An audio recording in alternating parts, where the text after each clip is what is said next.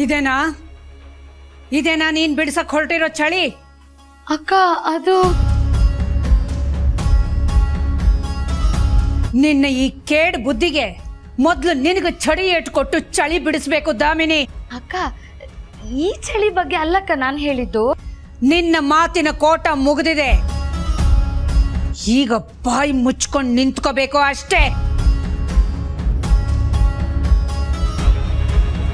ಅಕ್ಕ ಒಂದ್ ನಿಮಿಷ ನನ್ನ ಮಾತು ಕೇಳಿ ಅಕ್ಕ. ಈ ಸೀಡಿ ಚಳಿ ಬಿಡಿಸ್ತಿದ್ರೆ ಏನಂತೆ, ಇವ್ರ ಬಂಡವಾಳನ ಬಯಲ್ ಮಾಡೋದಕ್ಕೆ ನನ್ನ ನಾಲ್ಗೇನೆ ಸಾಕಕ್ಕ.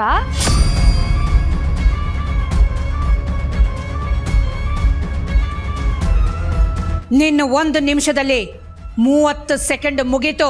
ಅಕ್ಕ ಅವತ್ತು ಡಮ್ಮಿ ಮದುವೆನಲ್ಲಿ ಹಸೆ ಮಣಿ ಮೇಲೆ ಪಾರ್ವತಿ ಪಕ್ಕ ಹರೀಶ್ ಕೂತೇ ಇರ್ಲಿಲ್ಲ ಅಕ್ಕ.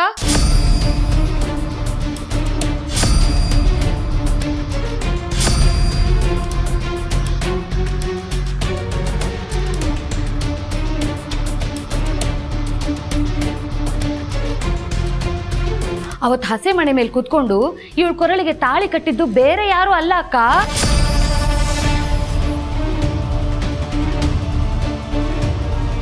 ಸಾಕು, ಬಾಯ್ ಮುಚ್ಚು. ನಿನ್ನ ಬಡಾಯಿ ಕೇಳೋದಕ್ಕೆ ನನ್ನ ಹತ್ರ ಸಮಯ ಇಲ್ಲ, ಪರಿಸ್ಥಿತಿನೂ ಅದಕ್ಕೆ ಒಪ್ಪೋದಿಲ್ಲ.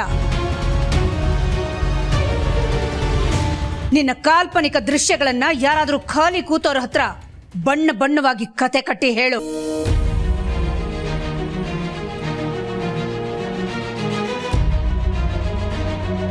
ನನ್ನ ಬೆನ್ನ ಹಿಂದೆ ನಡೆದಿರೋದು ಏನು, ಅದರ ಸತ್ಯತೆಗಳು ಏನು ಅನ್ನೋದನ್ನ ನಿಮ್ ಯಾರಿಂದನೂ ತಿಳ್ಕೊಳ್ಳೋ ಹಂಬಲ ನನಗಿಲ್ಲ.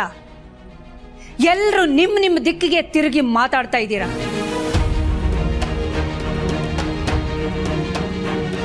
ಇಲ್ಲಿ ನಡೆದಿರೋದೇನು, ಸತ್ಯ ಏನು ಅಂತ ಗೊತ್ತಿರೋದು ಒಬ್ಬನಿಗೆ ಮಾತ್ರ. ಅವನಿಂದ ಈ ಸತ್ಯ ನನಗೆ ಗೊತ್ತಾಗಬೇಕು.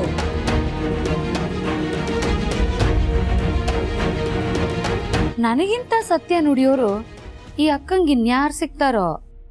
ಈ ಚಕ್ರವ್ಯೂಹದಲ್ಲಿ ಸಿಕ್ಕಿ ಬಿದ್ದಿರೋ ಹುಡುಗ ಹರೀಶ್.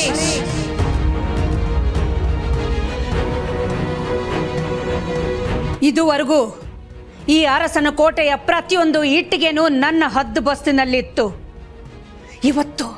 ಇವತ್ತು ನನ್ನ ಕೈ ಸಡಲ ಆಗಿದೆ ಅಂತ ನನಗೆ ಅನ್ನಿಸ್ತಾ ಇದೆ. ಅದಕ್ಕೆ ಪ್ರತಿಯೊಬ್ಬರ ಒಳ ಮನಸ್ಸು ತಾಂಡವ ಆಡ್ತಾ ಇರೋದು. ಹಾದಿ ತಪ್ಪದಾಗ ಹಿಡಿತಕ್ಕೆ ತಗೊಳ್ಳದೆ ಹೋದ್ರೆ ಈ ಮನೆ ಜನ ಎಲ್ಲರೂ ದಿಕ್ಕಪಾಲಾಗಿ ಹೋಗ್ತೀವಿ. ಅದಕ್ಕೆ ಈ ಅರಸನ ಕೋಟೆ ಅಖಿಲಾಂಡೇಶ್ವರಿ ಅವಕಾಶ ಮಾಡಿಕೊಡೋದಿಲ್ಲ.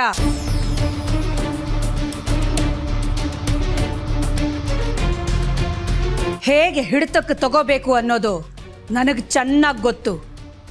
ಹರೀಶ್ ಇಲ್ಲಿಗೆ ಬರೋವರೆಗೂ ಯಾರು ಕಮಕ್ ಅನ್ನೋ ಹಾಗಿಲ್ಲ.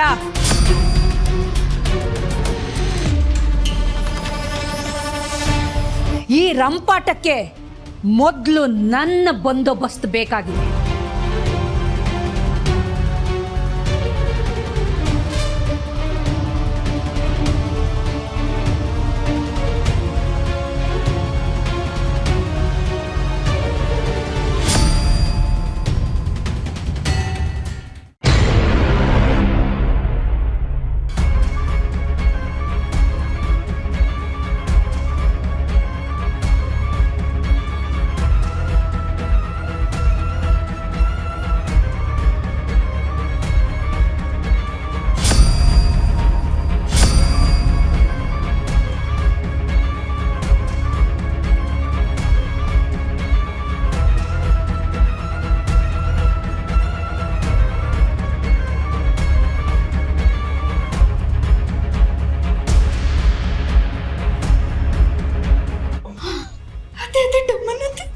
ಸುಮ್ಮನೆ ನಿಂತ್ಕೊಳ್ಳ ಅಕ್ಕ. ಏನಕ್ಕ ಇದು? ನಿರ್ಧಾರಗಳು ಖಚಿತ ಆಗೋ ಸಮಯ ಬಂದಿದೆ. ತಪ್ಪು ಮಾಡಿದವರ ತಲೆದಂಡ ಆಗ್ಲೇಬೇಕು.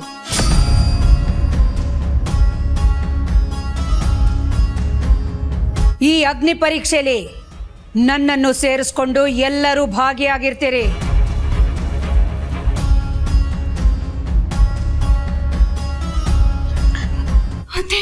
ಏನಂತ ಹೇಳ್ತಿದ್ದಾರೆ?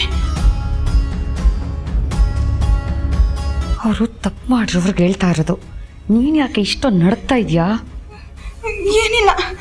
ಈ ಗನ್ನು ಯಾವತ್ತೂ ಗುರಿ ತಪ್ಪಿಲ್ಲ. ತಪ್ಪು ಮಾಡಿದವರನ್ನ ನಾನು ಸುಮ್ಮನೆ ಬಿಡೋದೂ ಇಲ್ಲ.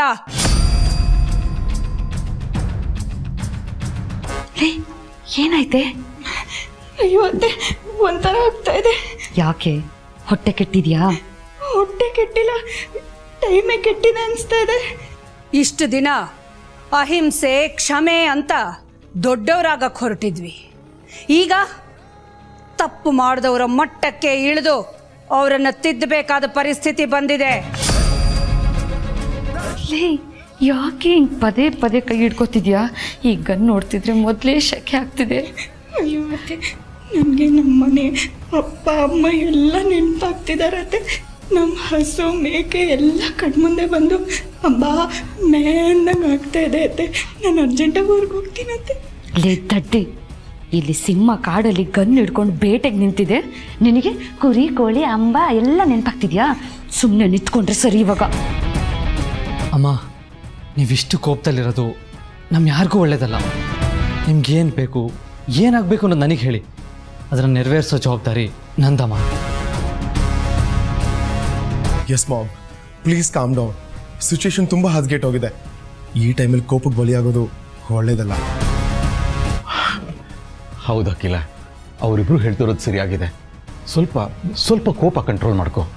ನನ್ನ ಕೋಪನ ನಾನು ನನ್ನ ಮುಷ್ಟಿಗೆ ತಗೋಬಾರ್ದು ಅಂತಂದ್ರೆ ಹರೀಶ್ ನನ್ನ ಮುಂದೆ ಬಂದು ನಿಲ್ಬೇಕು.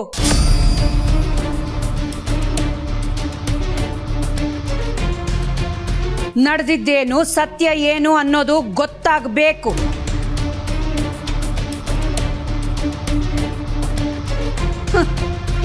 ಈ ನಾಟಕಕ್ಕೆ ಪರದೆ ಬೀಳಬೇಕು.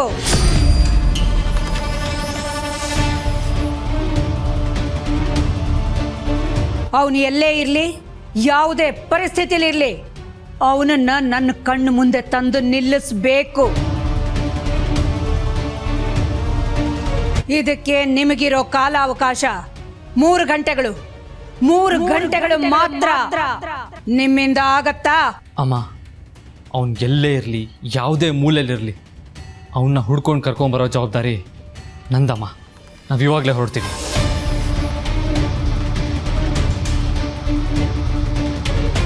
ಹೌದು ಮಾಮ್, ಅದಾದ್ಮೇಲೆ ಅವನಿಗೆ ಗನ್ ಪಾಯಿಂಟ್ ಮಾಡಿ ಏನು ಪ್ರಶ್ನೆ ಬೇಕಾದ್ರೂ ಕೇಳಿ. ಅಲ್ಲಿವರೆಗೂ ಕಾಮಾಗಿರಿ ಪ್ಲೀಸ್ ಮಾಮ್.